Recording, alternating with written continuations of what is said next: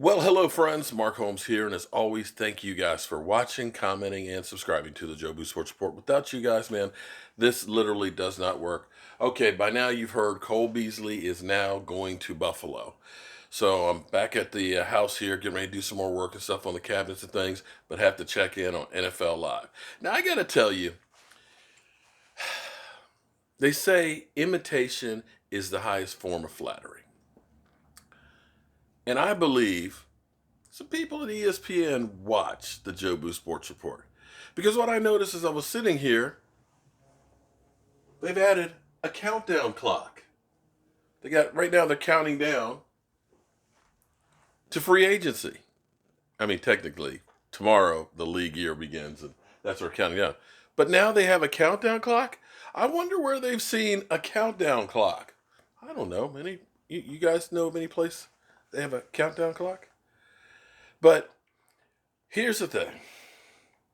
I want you guys to think, because we're going crazy. We're going ape crap because we aren't signing anybody. And now we've let Cole Beasley go. You know, everybody's out there, man. Well, look at the Jets, man. They're signing people. Look at Buffalo. They got Cole Beasley from us, man. You know, look at the Eagles. They brought back Deshaun Jackson. They got, Malik and all that. These teams are loading up, and we're not doing anything. And this is deja vu from last year. Last year, first week of free agency, we waited for the dust to clear. We let all of the big things happen. You saw Alex Smith, of course, go to the Redskins, and that worked out. You saw Kirk Cousins. He went to Minnesota. You saw how that worked out. You saw Case Keenum go to Denver. Saw how that worked out. So we see all these moves that are being made, but does it lead to a Super Bowl? But it's interesting because as I was watching this, and I said this too, because you saw New England just let Dante Flowers just go. Didn't bat an eye. Didn't even think twice about it. We're losing our minds because we let Cole Beasley go. Now here's something interesting from NFL Network from Adam Schefter. Have agreed with Cole Beasley and John Brown. Today, Bills wide receivers had the second fewest receptions in the league last season.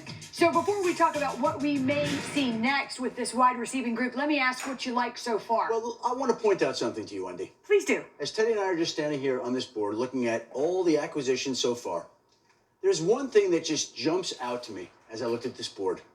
And if I get the camera to point to this, we look at all the moves that the Cowboys have made, the Giants, the Eagles. Yeah. Truth be told, hold it. All the moves we have is DeMarcus Lawrence and Jason Witten, okay? That's franchise tagging our guy. That's not bringing in somebody else. Jason Witten, well, that was a guy who probably shouldn't have retired the year before. Now, we do need to add in, we did sign a free agent, Cody. But go on, Adam. Cardinals, the Bills. All these teams made all these moves. There's one team on the board, one team that has made no moves. One team, New England Patriots. Yet to add a single player. The only one so far that doesn't have a name tag up against them. And they are just sitting back. Yeah. And they're waiting to see which of these players who still don't have homes yet don't get a deal that they want. They wait to see the price come down. They call them up and they say, how'd you like to come play with Bill Belichick and Tom Brady in New England?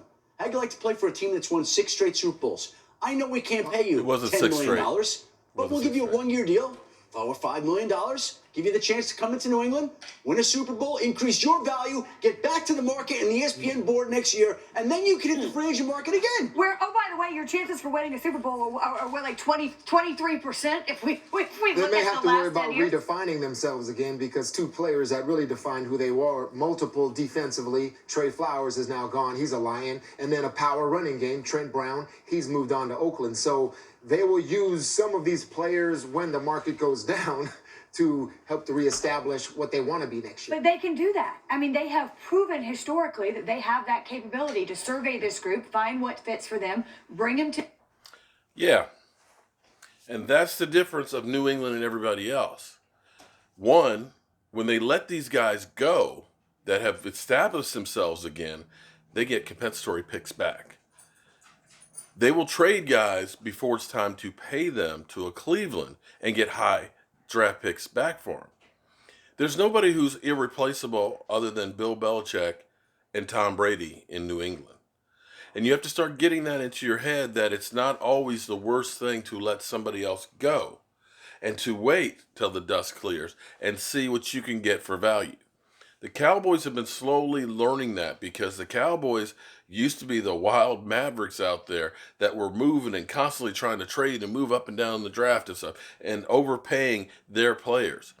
The reason we were in salary cap hell was because after a guy had one good season, a Miles Austin, a Jay Ratcliffe, a Marion Barber, we would say, we can't live without that guy. We got to pay him before somebody else takes him. New England? Those guys understand. I made them. I can make somebody else for cheaper. And that's why they are able to year after year after year after year still compete when other teams have to go through and rebuild. So don't be upset that we're waiting. I still believe you're going to get Earl Thomas and you're going to get him for the number that you want. I may be crazy, but I think there's going to be a lot of value that's going to be here later on. We'll see how it goes. I'll see you soon.